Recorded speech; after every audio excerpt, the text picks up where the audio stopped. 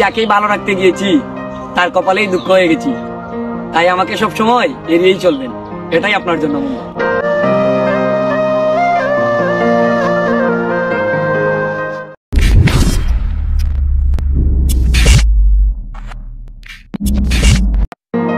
আমি যাকেই ভালো রাখতে গিয়েছি তার কপালেই দুঃখ হয়ে গেছি, তাই আমাকে সব সময় এড়িয়েই চলবেন, এটাই আপনার জন্য মঙ্গল।